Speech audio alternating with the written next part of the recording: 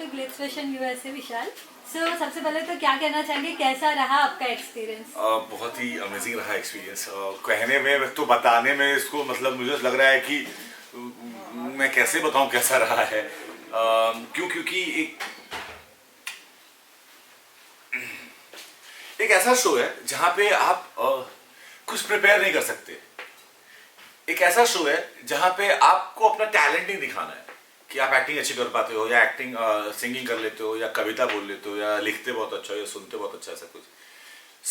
ये एक ऐसा शो है जहां पे ना आपका इनर सेल्फ है वो बाहर आता है। मतलब स्टंट में कि आप किसी पैनिक सिचुएशन में हो तो क्या करोगे, आप किसी ऐसे सिचुएशन में हो तो क्या होगा, अगर आपको क्लोस्ट्रोफोबिक हो तो अगर आप क्लोस्ट्रोफोबिक वाले जगह पे हो तो आप कैसे उस चीज से पार पाओगे।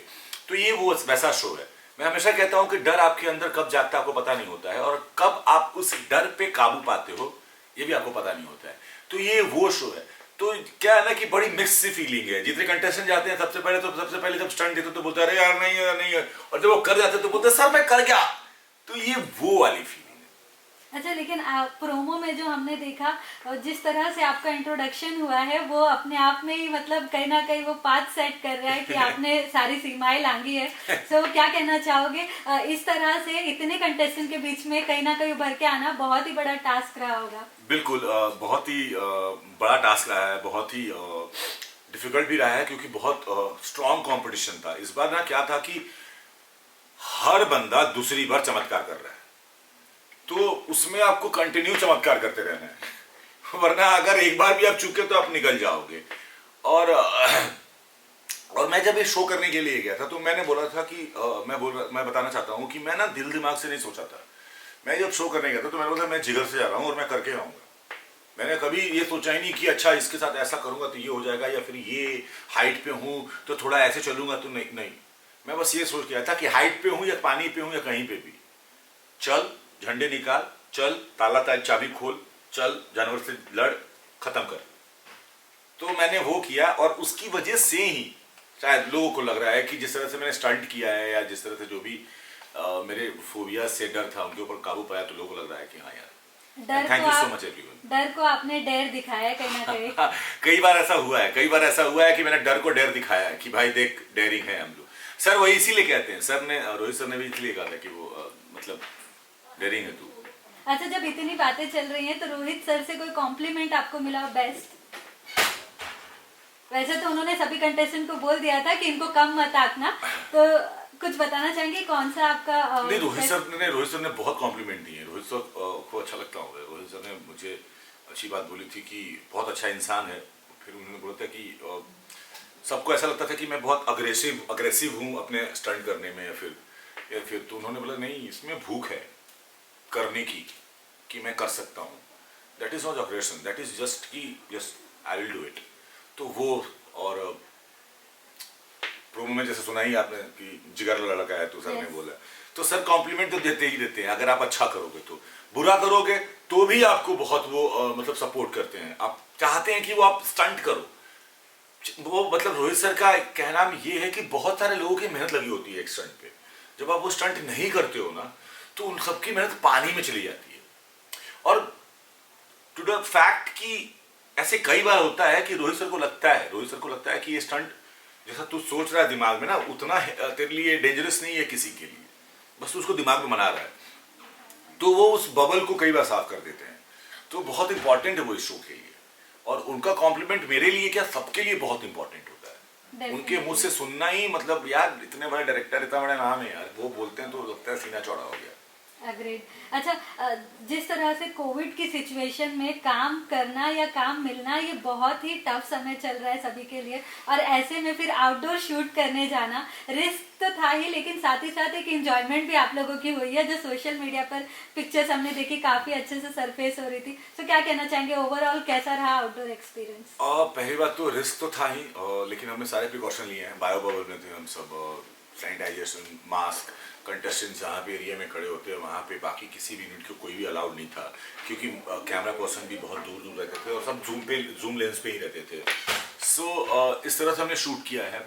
होटल से सिर्फ स्टंट लोकेशन से होटल इतनी खूबसूरत सिटी है केप टाउन, हम कहीं नहीं गए देखने के लिए, हमने कुछ नहीं देखा है। तो आपको जो फोटोज दिख रही है ना, वो सारी लोकेशंस की फोटोज हैं, जहाँ पे हम लोकेशन पे शूट करने जाते थे वहां पे क्लिक कर लिया। लेकिन वही खुशी थी हमारी, हमें लगता था यार इतना ही कर लो।